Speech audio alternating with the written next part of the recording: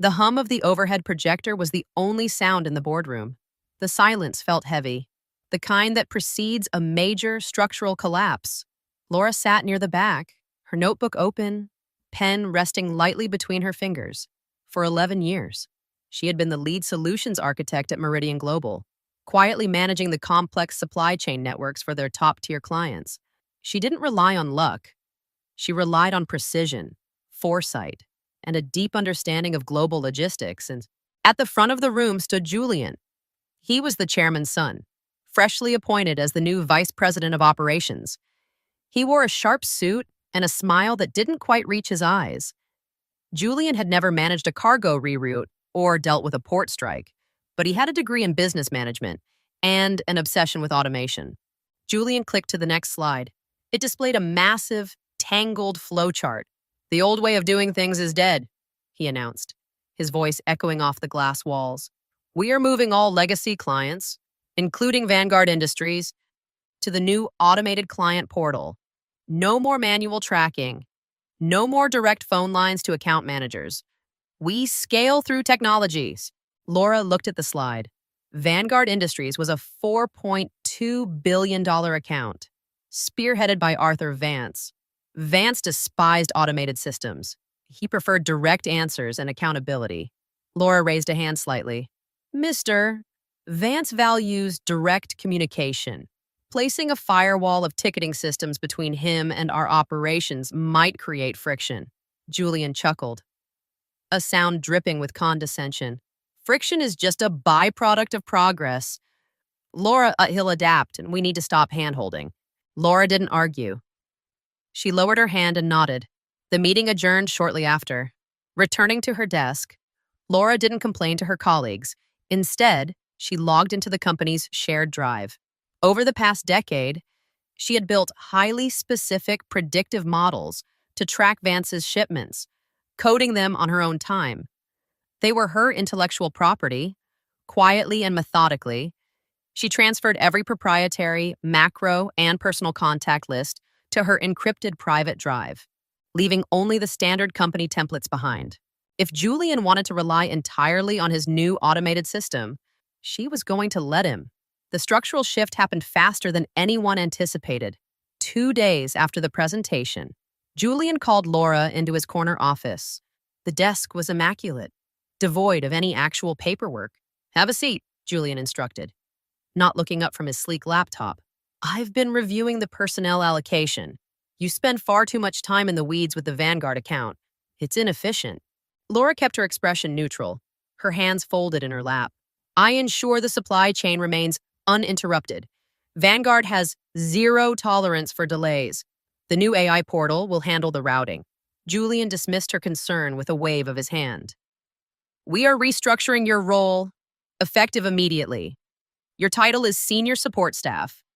You will monitor the back end of the client portal and handle bug tickets. All client communication will go through my office." It was a blatant demotion. He was stripping away her authority, taking the crown jewel client for himself, and boxing her into a corner. A younger, less experienced woman might have fought back, threatened to quit, or gone over his head. Laura did none of those things. "I understand the new directive," Laura replied evenly. She stood up, smoothed her skirt, and walked out. Back at her desk, Mark, a junior data analyst she had mentored, rolled his chair over Sasha. He looked anxious. "Did he really just lock you out of the Vanguard communications?" Laura nodded, opening her employment contract on her monitor. "Yes, we operate through the portal now." She scrolled through the legal document, her eyes scanning the dense text until she found the non-solicitation clause. She read it twice. The clause strictly forbade her from poaching active clients if she left the company. However, it said nothing about clients who terminated their contracts first. "What do we do?" Mark whispered. Laura closed the document. "We do exactly what the vice president instructed. We follow the protocol to the letter. Document your steps." Mark. The trap was set, not by Laura, but by Julian's own arrogance. She just had to wait for him to step in it. The automated client portal went live the following Monday. Almost immediately, the cracks began to show. Laura sat at her new desk in the support section, watching the ticketing queue populate. At 10 a.m., a high priority alert flashed on her screen. It was from Vanguard Industries. A massive storm front was developing off the coast of Seattle, directly in the path of three cargo ships carrying highly sensitive, temperature-controlled electronics. Under the old system, Laura wouldn't have waited for an alert. She would have seen the weather data 3 days prior, called Arthur Vance directly, and rerouted the ships to Portland, securing cold storage trucks in advance. It was a seamless process built on years of trust. Now, according to Julian's strict new workflow, Laura could not intervene manually. She had to assign the ticket to the AI routing queue for assessment.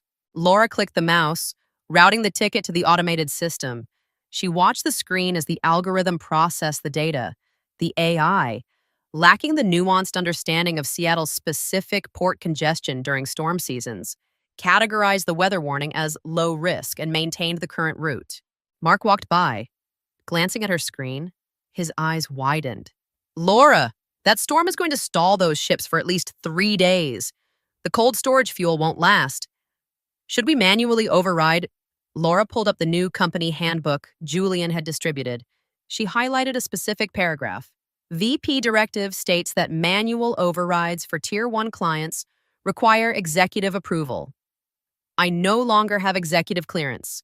Submit a request to Julian's office. Mark quickly drafted the request and sent it to Julian. An hour later, an automated out-of-office reply bounced back. Julian was at a networking lunch. Laura didn't panic. She didn't rush to the chairman's office to beg for permission. She simply logged the ignored request, categorized the ticket as processed, and closed the window. She had done her job exactly as defined. By Wednesday afternoon, the storm made landfall. The Vanguard cargo ships were forced to drop anchor outside the Seattle port, trapped in turbulent waters with no docking clearance in sight. The delay in Seattle was catastrophic. $15 million worth of sensitive electronics were sitting idle in the Pacific Ocean, burning through fuel to maintain internal temperatures. Julian's office was in chaos. He paced behind the glass walls, yelling into his phone. He sent a generic, templated email to the Vanguard team, citing unforeseen weather anomalies and asking for patience. Laura watched the panic unfold from her desk in the support bay. She felt no stress. Her heart rate was completely normal. When the clock struck noon, she picked up her purse, put on her coat, and left the building for her lunch break. She walked 3 blocks to a hello, dear viewers of Her Fear. We received the notice that YouTube had disabled monetization for our channel. Since then, we have no longer had any income from YouTube. While producing each video still requires a great deal of work and expenses, such as script writing, editing, publishing content, and maintaining our team. However, to continue keeping this channel alive, we truly need your support. You can support us through the Ko-fi link placed in the video description, pinned comment, and community tab. Any support, no matter how small, means so much to us. Thank you sincerely to everyone who has continued to stay with and support Her Fear. Quiet, upscale cafe, finding a table in the corner, she ordered a black coffee, opened her personal laptop, and connected to the secure Wi-Fi. She bypassed all social media and news sites, navigating straight to the state's business registry portal. Without hesitation, Laura filled out the forms to register a new limited liability company. She named it Aegis Supply Chain Solutions. She paid the expedited processing fee out of her own pocket. Next, she drafted a clean, professional email from her personal account to a commercial real estate broker she knew well. She inquired about a short-term lease for a small, functional office space on the other side of the city. She wasn't just preparing a backup plan, she was building a foundation. Returning to the office an hour later, the atmosphere had worsened. Mark looked pale. Vanguard's executive team is furious. They tried to call Julian, but he routed them back to the portal to submit a grievance ticket. Laura sat down and adjusted her keyboard. Let them use the portal. Mark, that is the system. Just before 5 o'clock, an email arrived from Chairman Richard's office. An emergency Q3 strategy summit with Arthur Vance was scheduled for Friday morning. The subject line read mandatory attendance, damage control. Laura calmly accepted the calendar invite. Her new company's registration would be fully processed by Thursday evening. The timing was flawless. Thursday morning felt like a pressure cooker inside Meridian Global. Chairman Richard and Julian were scrambling to build a presentation that would somehow gloss over the disaster in Seattle. Julian marched over to the support bay, stopping at Laura's desk. He looked frantic, his usual polished demeanor replaced by a thin layer of sweat. "Laura, the summit with Arthur Vance is tomorrow. We need you in that room." Laura looked up, her expression unbothered. "As support staff." "Yes," Julian snapped, impatient. "You know his temperament. Having a familiar face in the room will help stabilize the environment. But listen to me carefully, you are there to take notes. Do not speak unless spoken to. I will be presenting the new AI scaling models to prove that the Seattle issue was a one-time learning curve for the algorithm." Laura nodded slowly. "Understood. I will observe and take notes." Julian hurried back to his office. Laura turned back to her monitor. She didn't spend the rest of the day fixing Julian's slides or trying to salvage the company's reputation. Instead, she accessed the back-end logs of the automated system. She pulled the exact timestamps showing when the weather warning was issued, when the system ignored it, and when Julian's office failed to approve the manual override request. She printed the logs on high-quality paper, ensuring every data point was clear and undeniable. She slipped the documents into a sleek, dark leather folder. That evening, Laura received an email notification on her personal phone. The state registry had approved her application. Aegis Supply Chain Solutions, LLC, was officially a legal entity. She closed her laptop, walked to her closet, and selected a sharply tailored dark gray blazer. It was professional, commanding, and lacked any pretense. She ironed it meticulously. She was not going to a meeting to save a relationship. She was going to attend a funeral for one. The executive suite on the 40th floor smelled of expensive catered coffee and nervous energy. The long mahogany table was polished to a mirror finish. Chairman Richard stood near the windows, adjusting his tie every few minutes. Julian was at the front of the room, obsessively clicking through his presentation slides. Laura arrived quietly. She took a seat at the very back corner of the room, placing her leather folder on the table in front of her. She brought no laptop, only a pen. At exactly 9 a.m., the heavy double doors opened. Arthur Vance walked in. He was a man in his late 50s, carrying an aura of absolute authority. He wore a simple, immaculately tailored suit and carried nothing but a physical notebook. He didn't like screens, and he despised corporate jargon. Chairman Richard stepped forward, extending his hand with a wide, practiced smile. "Arthur, wonderful to see you. Thank you for flying down." Vance shook the hand briefly, his face stony. He ignored Julian completely and took the seat at the head of the table. He glanced around the room, his eyes briefly resting on Laura in the back corner. A faint nod of recognition passed between them before Vance returned his attention to the front. "Let's get this over with," Vance stated, his voice a low rumble. Julian stepped up, clicking his remote. The screens behind him lit up with complex graphs and vibrant charts. "Arthur, welcome to the future of our partnership. Today, I want to walk you through the holistic scaling of our digital ecosystem. We call it." Vance didn't look at the screen. He opened his notebook, picked up his pen, and stared directly at Julian. The presentation dragged on. Julian threw out buzzwords like confetti synergy, predictive agility, automated integration. Laura sat perfectly still, observing. Vance was a predator watching a clumsy animal stumble through the woods. He was letting Julian talk, letting him build a house of cards, waiting for the exact moment to pull the bottom out. 10 minutes into the presentation, Vance raised a single hand. The room fell dead silent. Julian froze mid-sentence, his clicker suspended in the air. "Yes, Arthur. Do you have a question about the predictive scaling?" "I don't care about your digital ecosystem," Vance stated. His voice was dangerously quiet, cutting through the corporate fluff like a scalpel. "I care about the 12 shipping containers currently anchored outside Seattle, burning through auxiliary fuel while my cold chain products edge closer to expiration." Chairman Richard shifted uncomfortably. "Arthur," as Julian was about to explain, That was an anomaly, a minor hiccup in the learning curve. Vance slowly turned his gaze to the chairman. A $15 million hiccup. My team submitted a priority alert 3 days before the storm hit. We received an automated email telling us to wait for processing. Julian cleared his throat, trying to regain control. The algorithm categorized the weather pattern as low risk. It's a complex matrix. Arthur, human error in the past caused overreactions. So the system is designed to be conservative and conservative. Vance repeated the word as if it tasted bitter. He closed his notebook.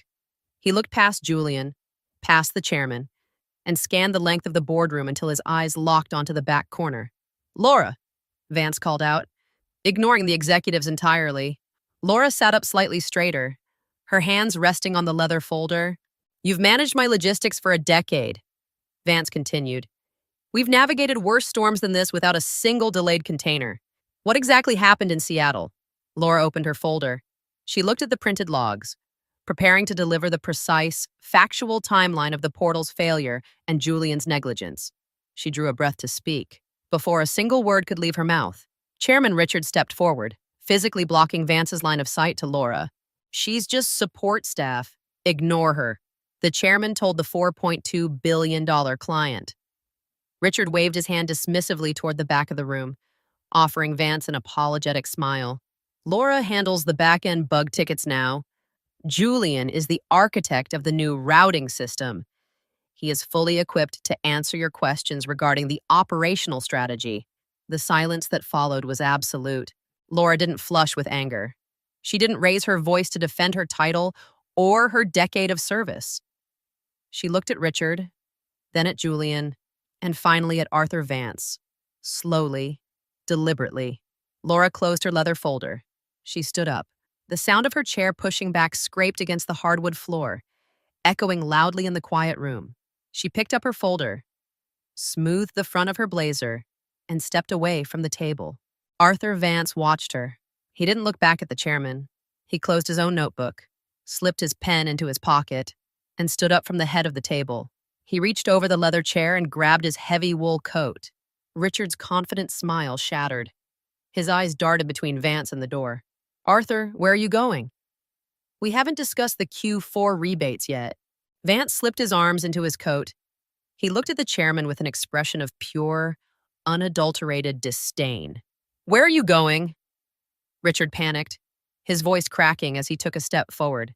I have a contract with Competence, Richard, Vance said coldly, and it seems Competence is leaving the room. I have no interest in doing business with an automated ecosystem.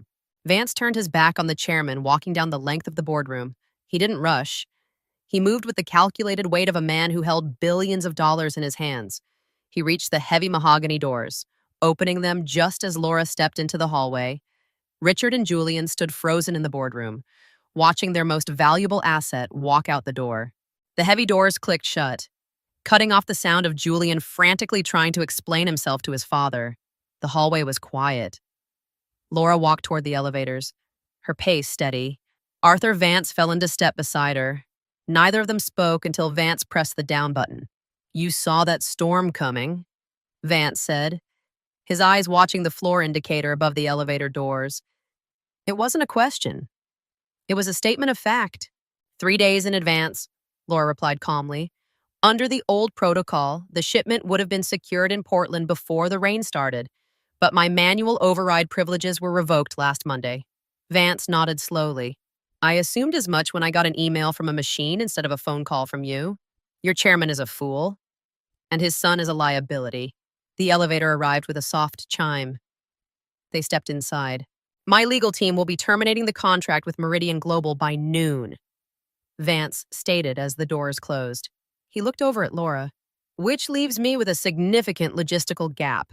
Tell me about your non-compete clause. Laura reached into the inner pocket of her blazer.